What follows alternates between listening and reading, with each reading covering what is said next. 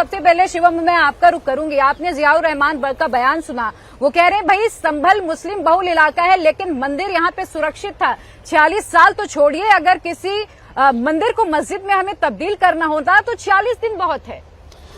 प्रिया जी, सबसे पहले तो मैं एक चीज कहना चाहता हूं कि संभल में जो हुआ वो नरसंहार है, उसको दंगा कहना अपने आप में बहुत गलत है। दो समुदायों में आपस में जिस तरह की चीजें हुई, 184 हिंदुओं की जान चली गई, दूसरी तरफ से किसी की जान नहीं गई, तो ये दंगा कैसे हुआ?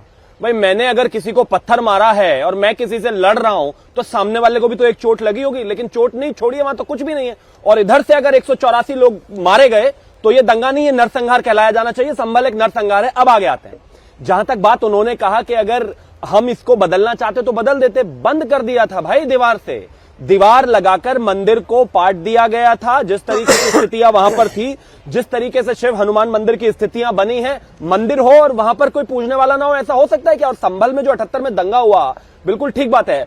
आदरणीय मुख्यमंत्री जी ने जो स्थितियां वहां पर बताई, जो खग्गूसराय मोहल्ला था खासतौर पर, उसको बनियों का मोहल्ला वहां पर कहा जाता था उस समय। उस जमाने में संभल में 35% हिंदू रहते थे, आज 20% रह गए और उस मोहल्ले में एक भी हिंदू नहीं रहा। कहां से भागोगे और कितना भागोगे भाई? आप अफगानिस्तान से भागे, रंगून से भागे, लाहौर से भागे, पेशावर से भागे, कराची से भागे, पंजाब से भागे जो पाकिस्तान की तरफ था, कश्मीर से चले गए, संभल से चले गए, अब हिंदुस्तान से हिंदू कहां जाएगा?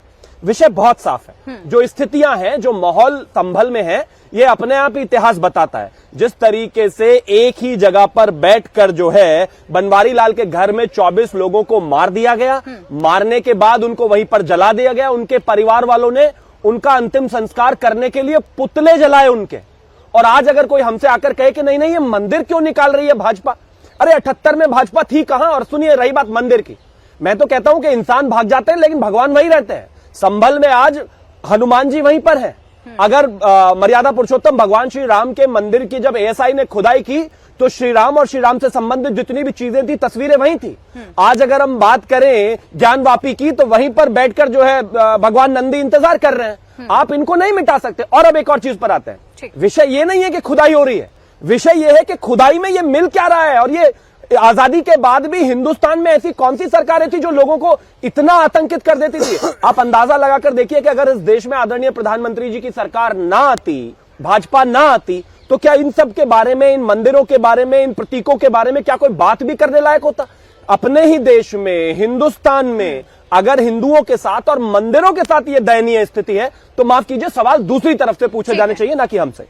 ठीक है धर्मेंद्र यादव जी, ये कहा जा रहा है कि भाई आप लोग भविष्य की चीजें देखते हैं, इतिहास में नहीं जाते, खोदने वालों में से नहीं, खोजने वालों में से है। लेकिन अगर खुदाई में कुछ तथ्य सामने आ रहा है तो क्या समाजवादी पार्टी उसे नकार रही है?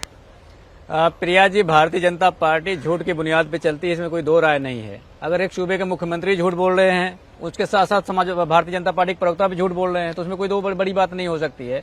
1978 में संभल में दंगा हुआ था, ये बात पूरा देश जानता है। और एक रिसर्च मैंने पढ़ी थी, और वो रिसर्च है institute of peace and studies का, जिसमें ये दावा किया गया था कि उस दंगे के दौरान 23 हिंदू परिवार, 23 हिंदू और 2 मुस्लिम की मौत हुई थी।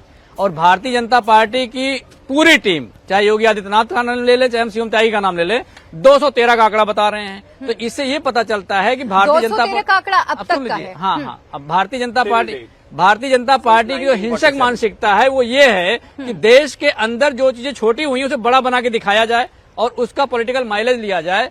ये सामाजिक सौहार्द बिगाड़ कर भारतीय जनता पार्टी अगर राजनीतिक फायदे की बात करती है तो ये सरासर गलत है। ये भारतीय जनता पार्टी को नहीं करना चाहिए। दूसरी बात 10 सेकंड और, विष्णु शरण जो रस्तोगी हैं वही संभल के रहने वाले हैं, जिनके कब्जे में उसकी मंदिर की चाबी है। उन्होंने बिल्कुल स्पष्ट कहा है कि मंदिर पर किसी ने ना तो अतिक्रमण किया, ना हमें किसी ने भगाया, ना किसी ने मंदिर पर ताला बंद किया। हमने मंदिर पर ताला बंद किया और चाबी उनके पास है। अब उनके पास कोई पुजारी नहीं था पूजा करने के लिए, इसलिए वहां से चले गए।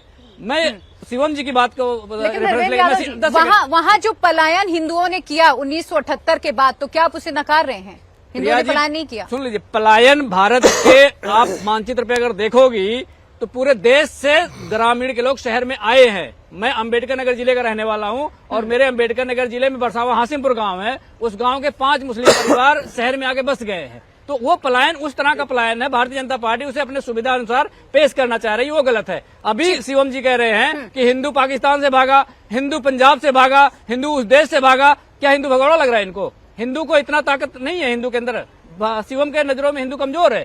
तो ये भारतीय जनता पार्टी अपना एक राजनीतिक नैरेटिव सेट करना चाहती है और उसमें हिंदू का भगोड़ा भी बोलने में कोई गुरेज नहीं कर रही है।